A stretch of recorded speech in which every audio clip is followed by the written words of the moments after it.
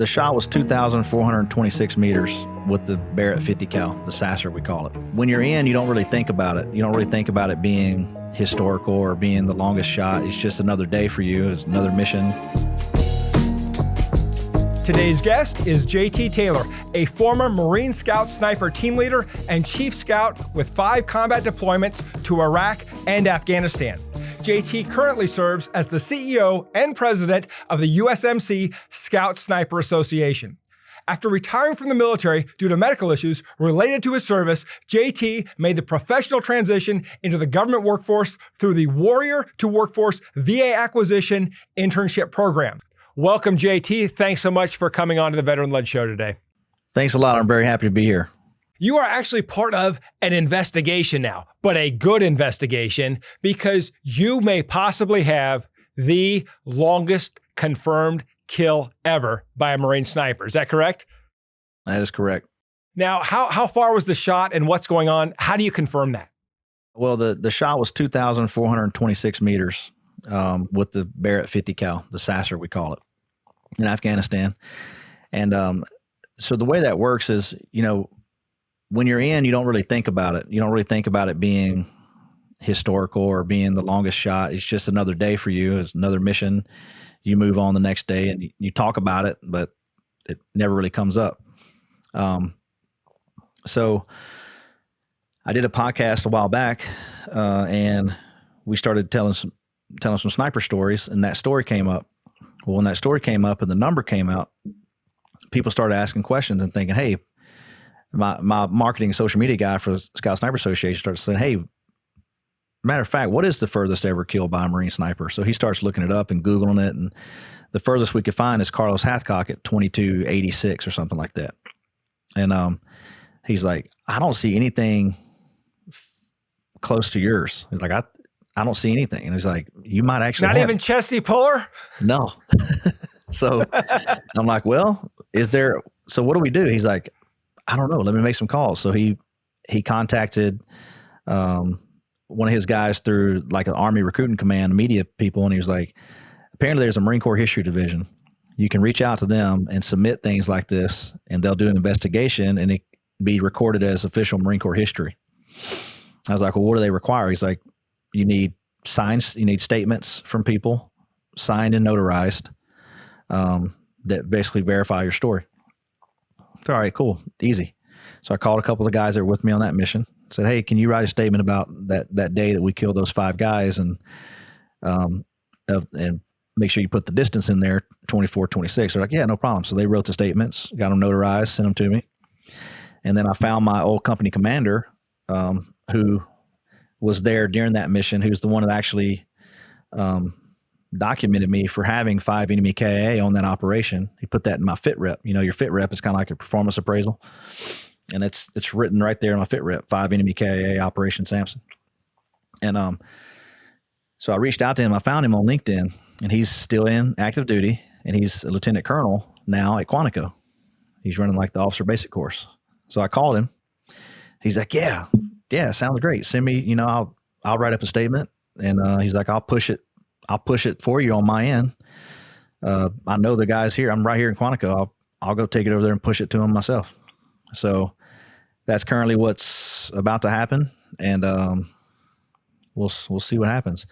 And if it comes back as official Marine Corps history, great. If not, it's still a fact to me. So we're going to just get the story out. Awesome. That's such a great thing for your association, right? The USMC Scout Sniper Association. The CEO has the furthest or longest confirmed kill. What a great story. How long will the investigation take? Do you know? They say about 4 to 6 months, and I think that just depends on who's working on it and what they want to know. I'm not sure, but we'll see. But yeah, what a like a storybook, right? The president of SSA also has the longest. It's crazy, right? And then they just did away with the Marine Scout Sniper program. So December of 2023 was the last graduating course. So we no longer have Marine snipers in infantry battalions anymore. We still have the capability to create Marine snipers, but it's in recon and MARSOC only. So no more battalion level Scout Snipers. So this is just something else that helps, bring eyes back to the Marine Scout Snipers and our legacy and how important, we were to all the conflicts we've had. JT, could you take us back to that mission? I'll give you just a brief rundown of exactly what's going on, so I kind of paint the picture for you. So we were doing a battalion clearing operation, and we were clearing an area of 2 villages that were out past our area of operation to the east. A lot of enemy activity in this area. So what we're doing is a combined mission with the Afghani police, Afghani army, and my infantry battalion. So the mission was the Afghani army and Afghani police were going to start from north to south, clearing through this area of villages, doing poppy and marijuana eradication. So they would burn poppy fields, burn marijuana fields, and move their way south.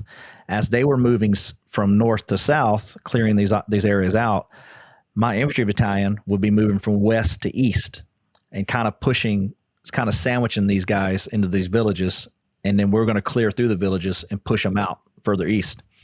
So my sniper team was tasked with setting in place in a observation position from a building 2 or 3 days ahead of this operation to gauge a pattern of life for what's going on in the villages.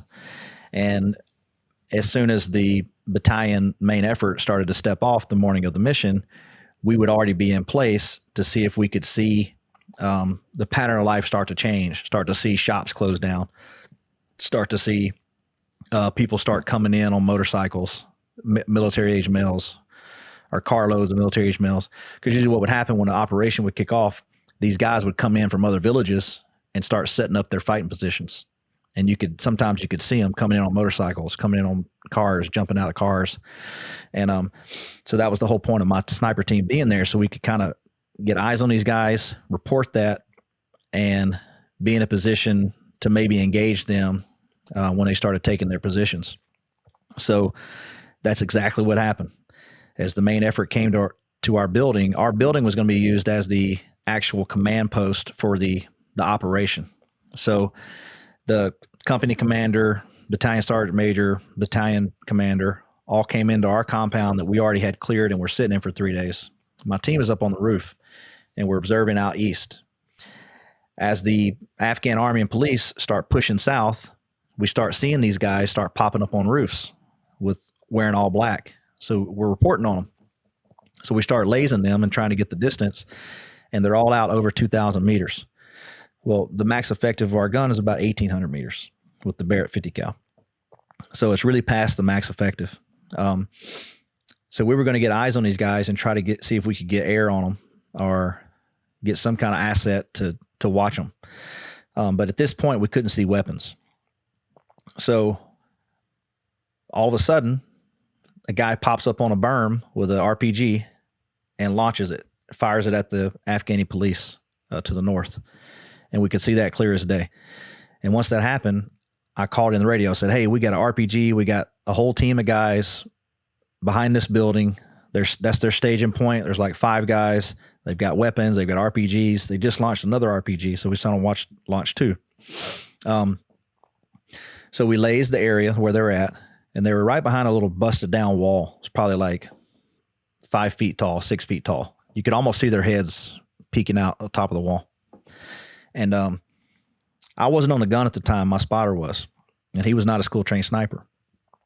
So he was like, can I take the shot? I was like, yeah, take the shot. Just max the scope out, the elevation, hold with the top mil dot, and fire, and we'll see where you're at. So he took a shot, and he was about 300 yards short. So short that they didn't even know they were being shot at yet. You just seen the dust come up in the desert. And he was like, well, I can't hit him, JT. I don't know how to use the gun that well at this point. So I'm like, all right, let me get on the gun. So I jumped on the gun. I'm like, okay, watch that wall. I'm going to fire a shot. Tell me how close I am. So I fired a shot. Boom, hit the wall. Dead hit right in the middle of the wall. And those guys' buttholes puckered. They're like, what was that? So I'm like, all right, I'm on them. At this point, I'm holding on a cloud, right? I can't see the building. I can't see those guys. I can't see anything. My crosshairs are up in the sky. I'm holding on a specific cloud specific area. And that's my basically staging point. And I'm holding there waiting for these guys to step out from the wall. And when they step out, I know I'm going to drop a full magazine, 10 rounds of the Barrett 50 cal right on their location and hopefully take them all out. So Nixon is reporting. He's like, all right, the first guy's stepping out of the wall. We let him walk across. That gave him a little confidence. So then the next 4 guys started walking. As soon as they stepped out from the wall and started walking, they were like all walking in line together. I dropped the whole mag, do. And all you seen was it was about a 6-second time of flight. So that's a long time when you're waiting for a kill shot. And it seemed like forever. But all of a sudden, you seen all those impacts hit on those guys' bodies, and you just seen boom, boom, boom, boom, boom. And it was just flashes and dust and flashes everywhere, because we shoot a round called the Rothfuss round, and it's like a tungsten steel penetrator with zirconium particles around it. Zirconium particles is basically like incendiary. So these rounds are meant to go into a engine block and light on fire. So when they hit a person, it makes a big flash.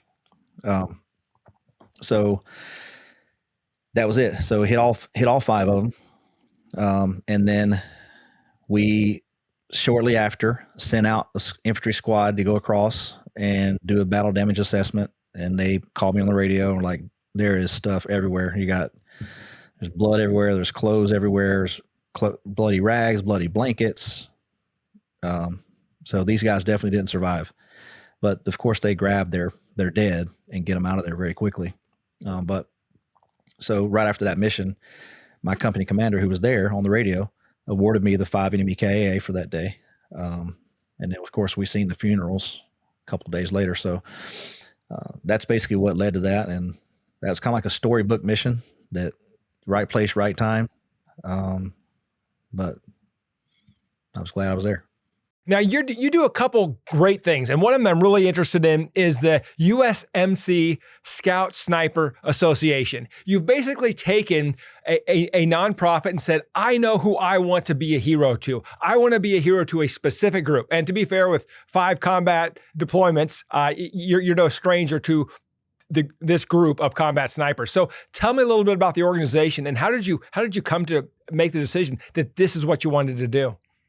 Well, thanks for asking that. So the USMC Scout Sniper Association is exactly that. It's the only nonprofit membership association for Marine Scout snipers in the world. It came into existence in the 90s, late 90s, basically because there's a lot of different associations and groups out there that take care of veterans and serve veterans and all the different, aspects. But there was never anybody that did serve just scout snipers, and they wanted to create something like that so the Marine Scout snipers and their families would have support.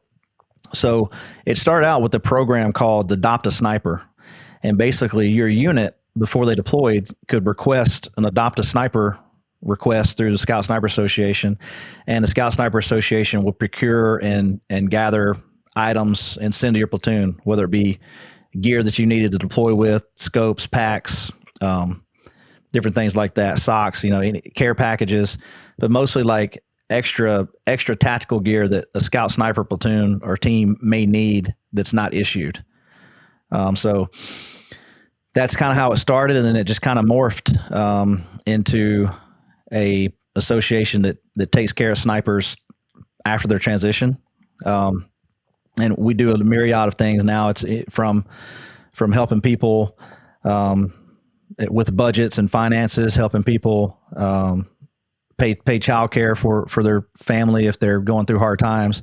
We do a little bit of everything, and we try to never say no if we can find a way to help. And a lot of the times it's not just monetary. A lot of times it's just having another sniper that's near that guy. Kind of come out and meet up with them and give them some mentorship or kind of get their head straight. And sometimes it is monetary, that they need some help financially, or need something to get them through the hard times. And we kind of use our network and our sources to take care of all those different issues.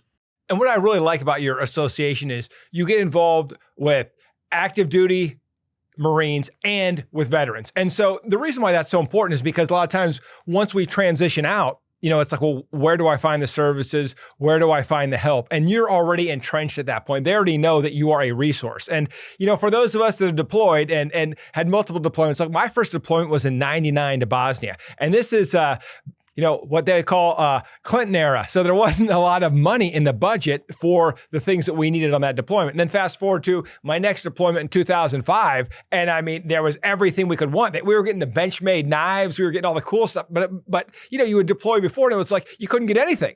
And then the way the budgets work and the pendulum swings back, we could get everything we wanted. And so I think some people forget that coming off of a very long 2 decades of OIF and OEF, they forget how austere it was in the beginning when, I suppose by your 5th deployment, you got the nice chow halls and all these great things, this great infrastructure there that wasn't there the first time you deployed. Yeah, exactly. And a Marine Scout Sniper's mission is very different and specialized, but we belong to the infantry battalions. So you're kind of limited to what gear and SOPs and things that are issued for the infantry battalion.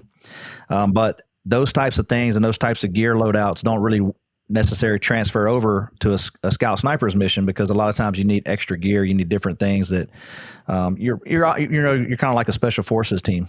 So you need more different types of tactical gear that aren't issued, and a lot of times you come out of pocket for that. And that's kind of one of the things that when you go to the Scout Sniper NDOC and you make it in the platoon, that's one of the things that most people have to do is go get a star card on base, the credit card from the PX, and go start spending money to buy all this extra gear because they just don't have it. And so that adopter sniper program was really beneficial for these platoons to do that, to get the gear they needed. Because even to get the gear list to go to show up at sniper school, you're gonna have to spend $400 or $500 out of your own pocket just to make sure you have everything that's on that gear list. And for a young Lance Corporal that's making $800 a month, that's a big hit. Absolutely. Yeah. And when you go to schools, you expect you're going to spend your money to bring gear, but on deployments, that seems ridiculous. Yeah. I had no idea that a lot of that gear was stuff that you had to come up with. And you're right. For a junior enlisted soldier, how do you come up with that money? Star card. You get the credit card on base and you just go do it. But, a lot of times too, but exactly like that, the SSA, Scout Sniper Association, that was how you got a lot of it, is you reached out to them and you asked for help.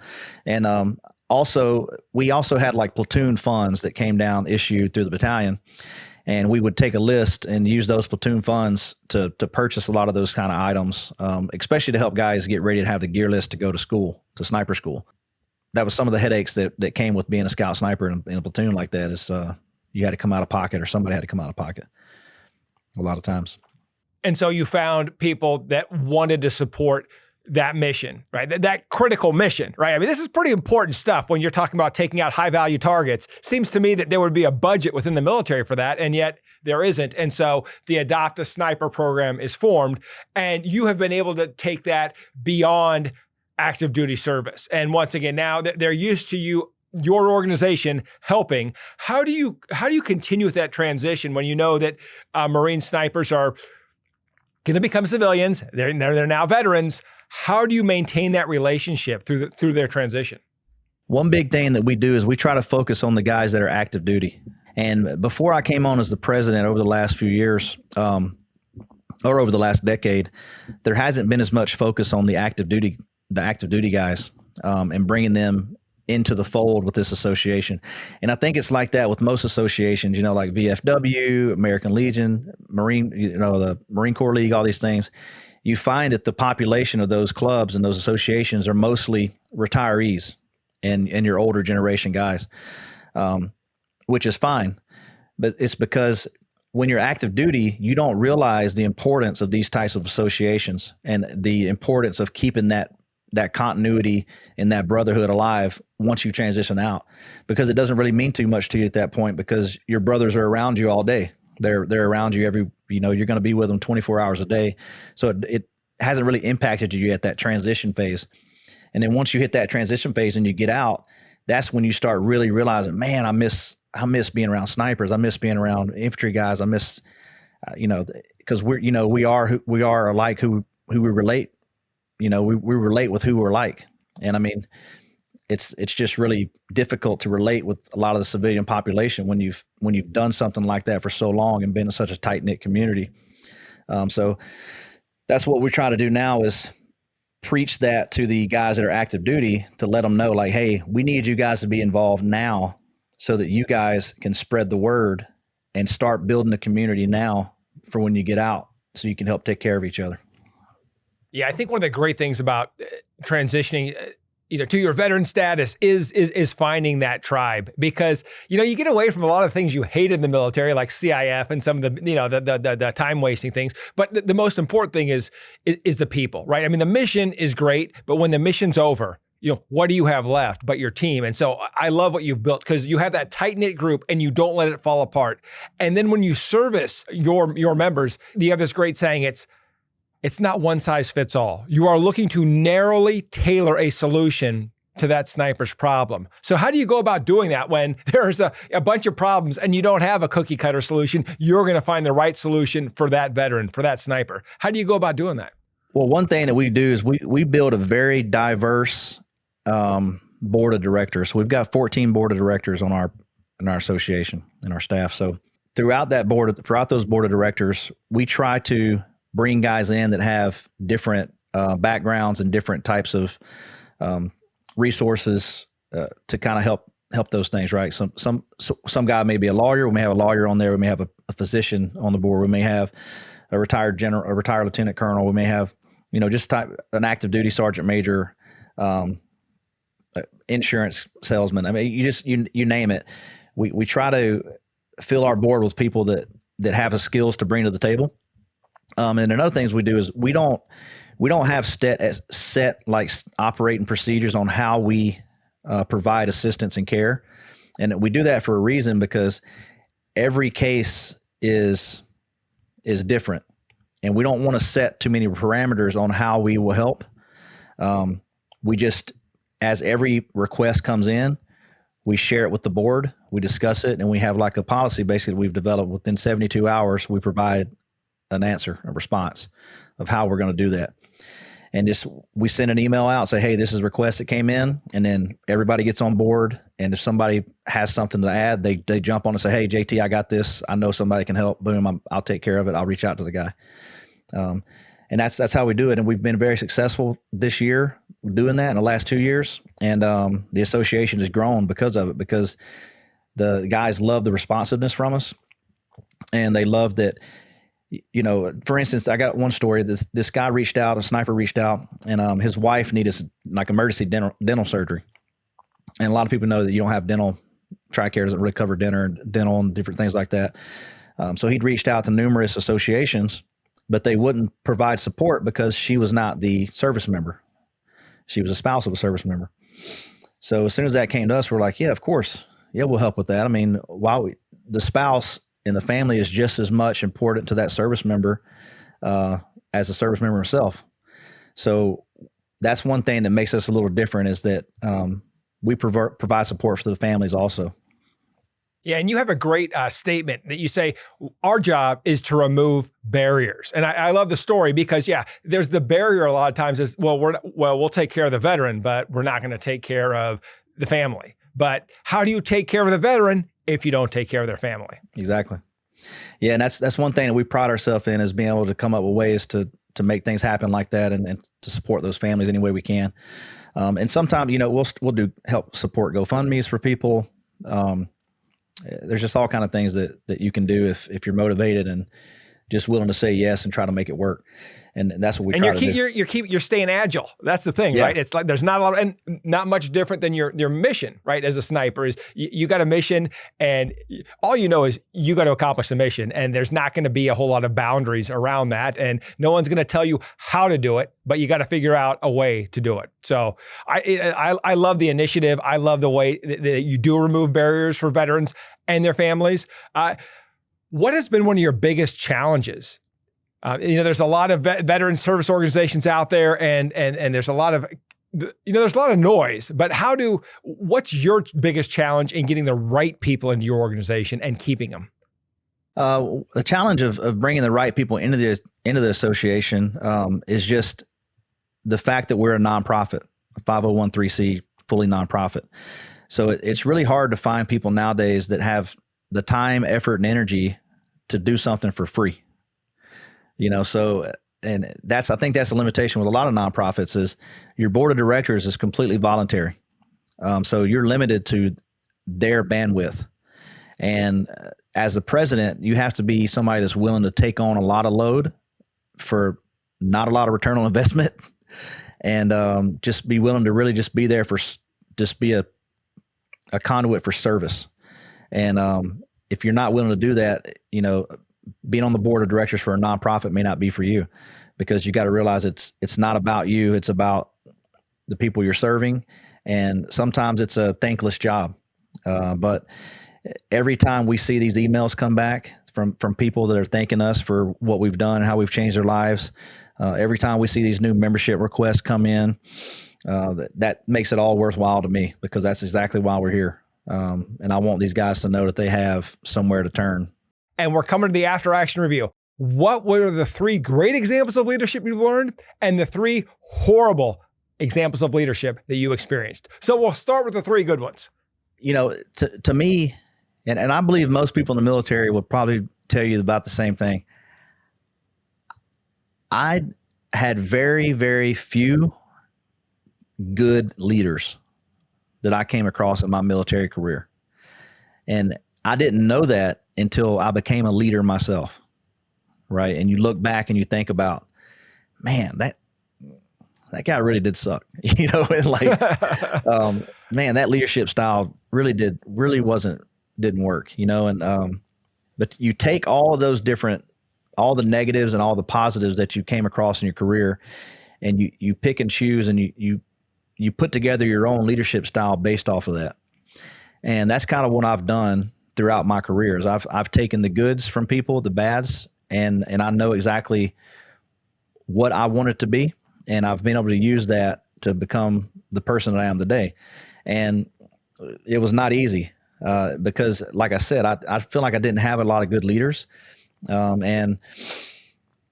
the ones that you do have that are good, sometimes you don't realize it until they're already gone, or until you've moved on from them. You're like, man, you know what? He was actually a pretty good leader. And it's just the leadership styles, and everybody's different with their leadership style. And I can't really put a finger on anybody really off the top of my head. Oh yeah, and I don't want you to name names, but you're right. It is so situational. Leadership is situational, and people get into all these debates about, well, what is leadership? And it's about consensus building. And I've always said, no. It's about getting results. And I've had leaders that I hated them at the time. I mean, they pushed me so hard. They were always on me. And some of them were my NCOs and I was an officer, right? But they were leaders who were really pushing me. And I didn't appreciate it at the time. But then I saw the results and I'm like, wow, they knew what they were doing. And so I may have hated them while they were the leader that I was stuck with. When I had the opportunity to reflect, I'm like, wow, this person really helped me, even though I hated them. I don't know if you've had similar experiences. Yeah, exactly. And currently my current supervisor in the government right now is one of the best examples that I can think of a good leader in my mind.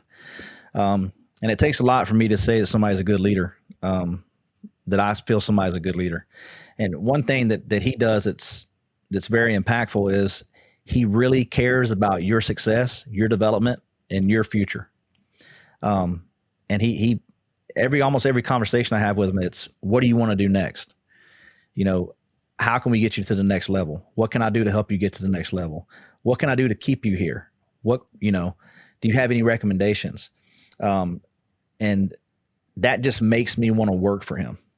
It makes me want to come to work every day. It makes me want to be proactive and not reactive. And that's the type of leaders that I think I like that really invest in your future and your career. Yeah, and it's great when you see them. And I've been on the other side of that where it seems like sometimes as a leader, you can care more about the success of your subordinate than the subordinate. And you're like, I'm here to help you. I want you to grow. I want you to have these opportunities. And they pay lip service to it. But once they show you who they are, believe them, right? And I think that can be frustrating as well when you're trying to lead others and you really want, like your supervisor who really wants you to be successful and is willing to do what it takes. You're the reward, right? He's like, hey, JT gets it done and he's improving and I get to see the benefit. But it's when you get someone other than JT and you're pouring into them and they're not getting results as a leader, that can be frustrating as well. And I'm sure you've seen that as well as you've developed leaders. Yeah, exactly. Even in the Marine Corps, the same thing. Sometimes you end up caring about people's future and success more than they care about it. And that comes with being a leader, and I've had that also. But my current supervisor now, he's very good. He's a very good guy. And I had a first sergeant in the Marine Corps that was probably my first ever example of being a good leader. He was a lead by example. He was the first one there, the last one to leave. If he's going to tell you to do something, he's doing it himself. He's police calling the grass with you. He's doing the ranges with you. And, but like I said, that's a different type of leadership. Some people react to different types of leadership and some don't. Some people hated that first sergeant was like that. They thought he was trying to show off, and then some people just really, really loved it and were able to identify with it. So it's everybody's different on how they see leadership. Yeah, and the level really matters. I can think of, and I'm sure you were exposed to this when you were deployed, the top brass comes in and they think it's a big morale boost because they're showing up, this general or this command sergeant major. And it's like, look, we just had to clean everything for 48 hours for you to show up. And then you didn't show up, or you showed up and then we had to sit through your 2-hour talk. And for me, that was always like, the whole dog and pony show. People think, well, you should be so excited because this leader is here, but it was about the leader and not about the team or the mission. And to me, I always hated that. And so I never wanted to be around the brass. And I hated when the brass came to visit because it always seemed like, because I think leaders would freak out, right? That everybody'd be in formation 2 hours early. And it was nonsense because we had real one and we had real training to do. And here we are standing in formation. I bet you remember that. Yeah. And actually, yeah, of course. But I actually want to talk to you about one of your other episodes you did. You had a great guy on, great guest, Chris Lefebvre. We've supported each other. He supported the VA with this company. And that guy is a good leader. He's a good guy. ISI Professional Services. Yeah, Chris is great. I know him through Bunker Labs CEO Circle. So I've known him for about a year now, and we're going to be together for another year. So really looking forward to that. But I think he's highly intelligent. He cares about his team, and he's hyper mission focused. Yeah. I've seen his episode, and I know Chris, and he's a good guy. He's building something great with that company. Yeah, no doubt. And I think he'd build something great wherever he goes. And I think that's, the one thing that I really appreciate about the good military leaders is they can leave the military and they come out and they will seek bigger opportunities and they will continue to serve. And, very similar to what you've done with your work as a contractor with the VA, you've built that bigger future, but you're still the CEO of the USMC Scout Sniper Association. I mean, it's you continue to give back, continue to serve, and continue to develop other leaders. And that's kind of what we expect from leaders, isn't that? Yeah, you got to want to do it. Some people are just built to take on that responsibility and to take it on themselves and do it. I guess it can be taught, but it's you really have to want to do it, especially when there's no monetary benefits, so, but I love it. I love helping snipers out. And, we host events all over the US. We do sniper challenges. We do, a yearly, we call it the grudge match, Army versus Marines. We'll do 5 Army teams versus 5 Marine teams. We'll have like a trophy that we pass back and forth every year between the winner. But one of our big initiatives that I want to kind of talk about, if you don't mind, is we started a separate foundation. It's like a sister association of the Scout Sniper Association. It's called the Marine Scout Sniper Heritage Foundation. And the Heritage Foundation's mission is basically to build the first ever fallen Scout Sniper War Memorial. There's no fallen war memorials for Scout Snipers in existence. And we want to build the first one. We've got our spot located at Quantico. Memorial Park outside of Quantico at the museum, for Marine Corps Museum. And we're trying to fundraise for that right now. So that's the Marine Scout Sniper Heritage Foundation. And we've already got our sculptor, we've got the design, we've got the architect team, we've got everybody in place. We're just trying to get the funds to get the ball rolling. So that's one big mission of the Heritage Foundation. Another mission is to do a comprehensive history of all Marine Scout snipers that ever served since World War I, and to document those, and to also document all of our fallen Scout Sniper dead. Because, with the records, you might not have actually officially been listed as in a Scout Sniper billet when you deployed in World War I, World War II, those types of things. So trying to go through and dig through the archives and find out everybody that was ever actually a Scout Sniper in the Marine Corps and that died in combat, so that we can memorialize them properly with this new war memorial. JT, where can listeners learn more about the Heritage Foundation? ScoutSniperHeritageFoundation.com. And then how can, great. And then as far as any Scout Snipers out there USMC Scout Snipers who are interested in your organization, how do they find you? Or ScoutSniper.com. But we have, if you ever served as a Marine Scout Sniper, like you actually went to school, you're a school trained sniper, or you served in a Scout Sniper platoon for at least 1 year, or you went to combat with a platoon at all, you qualify for membership into our association. And you just go to our website, scoutsniper.org, you fill out the membership application.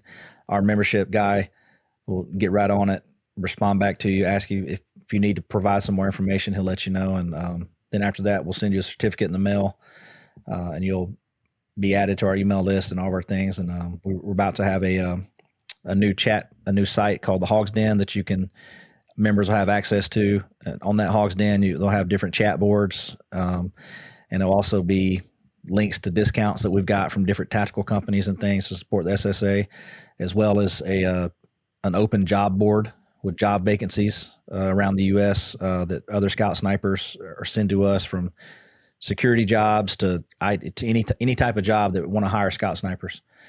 So that's going to be a big benefit for our membership coming soon. We're trying to launch that now. And is there a cost for application or membership? Right now, there's not. We are about to bring back paid memberships. In 2015, it was voted away. But the rate that our association is growing now, and with all the initiatives that we've got going on, we have to bring back the paid memberships to be able to survive. So I'm working on that now. I like to put out anything that we're going to do for the association. I like to put out polls, like an email poll to the whole membership, and have them provide their feedback. And we just did that a couple months ago, and overwhelmingly they said, yeah, we support bringing back the paid membership. So we're going to try to get that going soon. So Scout Snipers, if you're listening, get in now. Yeah, get in now before you have to pay. Charging. Yeah, right. Yeah. Well, JT, thank you so much for your time, and thank you for all that you do for our veterans and what you continue to do for our country through your work with the VA. You have, obviously, you've been around some great leaders like Chris Lefebvre. For veterans out there struggling and wondering, can I do this? I've been out for a while. I need the support. What do you say to them? Man, nobody makes it anywhere by themselves. So you got to remember that first off. Everybody needs help at some point. I can guarantee you're not doing this today by yourself either. If I didn't have the board of directors helping me, I wouldn't be able to be the CEO of this company and manage a full-time job. I wouldn't be able to do any of those things unless I had my wife's support, who's helping take care of the family and support me with all the time that I have to be away from home. So I say, don't be afraid to reach out for help and network, because networking is key in life. And that the old saying, it's not about what you know, it's who you know, is very true. And most of all the positions that I'm in now and the things that I've done with my life are because I've networked and was able to build good relationships, and keep a good reputation. Your reputation is everything. It will follow you forever, whether it's negative or positive. So that's a big thing. Yeah, absolutely. And I love the point that you said, it's about knowing who, not necessarily knowing how. Because in the Army mission statement, you would get the who, what, when, the where, and the why. You would never get the how, but it always started with who. And so you got to figure out if you're going to get something done, it starts with who. And I think you bring up a great point that if you're going to get anything done in life, whether it's be the CEO of a nonprofit, be a contractor, it is about who you know and who can help you, and more importantly, who you can help and who you can give back to, and who you want to help. And that's the great thing about being an adult, is you get to choose who you get to help. And you've obviously got to choose to help your heroes. So JT, thanks again so much for coming on to Veteran Led, and we appreciate the mission that you're doing to continue to serve America's heroes.